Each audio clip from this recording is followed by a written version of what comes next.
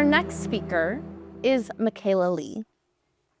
Being Chinese South African, Mekyla has experience with different countries and cultures around the world.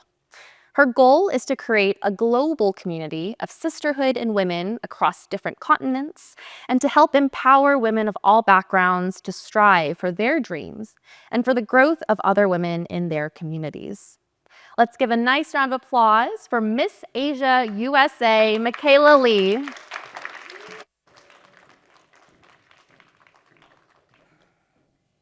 Hello, everyone. Thank you so much for being here. It is such an honor for me. My name is Mekyla Li. I'm a psychology student and Miss Asia USA 2026.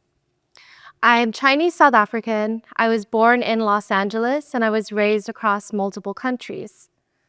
And something that you learn when you grow up traveling pretty early on is that identity is not fixed, but it is something that is shaped. And that realization changes everything. As a psychology student, I study human behavior. But as someone raised across many different cultures, I've seen how societies perceive beauty, success, power, and even morality in completely different ways, which means something profound. It means that if beauty can be shaped, if identity can be shaped, and if perception can be shaped, then so can our beliefs about war. We are often told that war is inevitable, that aggression is a part of human nature, that nations must compete, that strength means dominance. But let's examine that calmly. If two children are fighting over a toy, we call that immaturity. But when two nations are fighting over land, oil, or ideology, we call it strategy. What's the real difference? The real difference is scale, not intelligence. As futurist Jacques Fresco had once said, if we were truly intelligent, there would be no war. That's not to say that conflict would never arise, but what it means is that we would have designed systems that prevent things from escalating into total destruction. One question that we rarely ask is, who designs these systems?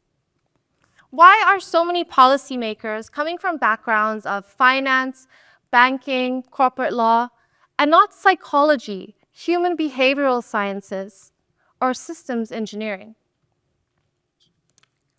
Why are economists shaping war budgets while psychologists who understand trauma, aggression, group identity, and conflict de-escalation rarely at the center of geopolitical decision-making? Why are financial incentives so embedded in governance that defense spending becomes routine, while prevention, mental health, conflict de-escalation are often just seen as optional? This is not accidental. Our governments are deeply intertwined in financial systems. Policies often follow profit. And when decision-making environments are shaped by financial risk models, not human behavioral models, we get policies that are optimized for profit, leverage, and control, not long-term human well-being. Now, I'm not saying that bankers are evil. What I'm saying is that systems often reflect the value of those who dominate them. If our systems are primarily designed around economic growth, resource control, and having a competitive advantage, then we get conflict is structurally embedded. And then, worst of all, we're told that war is human nature. No, it is incentivized behavior. Behavior follows environment. That is psychology 101. If you place people in scarcity, they will compete. But if you design access and abundance, conflict decreases. Let's take a look at the Earth from space. There are no borders, no lines, no flags or divisions. Our Earth does not recognize passports. Children are not born hating other nations. They are taught identity, they are taught loyalty, and they are taught who we are and who they are. Just as beauty standards can be learned, so are enemies. But that means that just as division can be taught, so can unity. I never fit into a single box. Miss Asia USA gave me a platform, and I get to celebrate my Chinese heritage as well as represent what it means to be an American.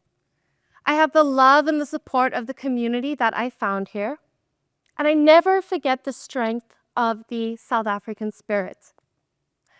And if one person can carry multiple identities peacefully, I believe societies can. It's interesting because when it comes to going to war, we rarely stop to ask what the cost is.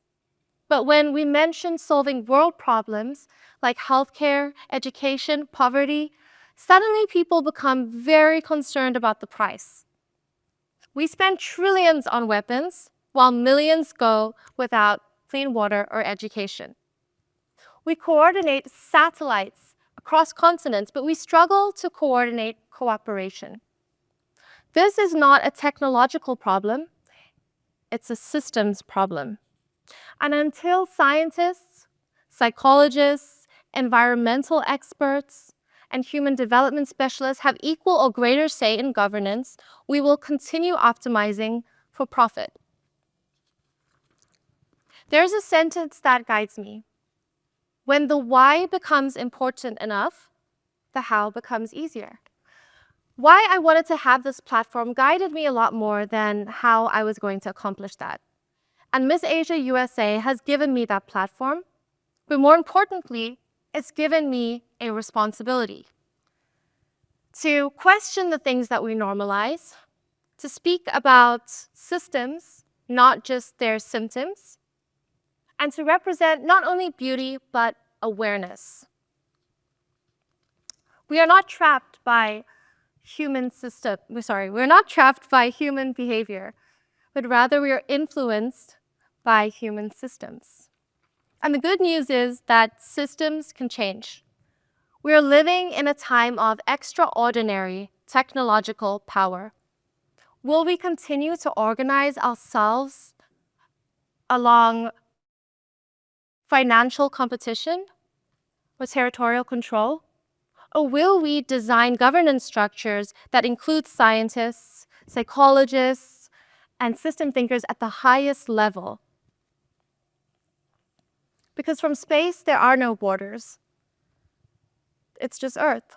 And the future isn't something that simply happens to us. It's something that we design. Just as beauty can be shaped, just as identity can be shaped, and just as perception can be shaped, peace can be shaped too. Thank you, everyone.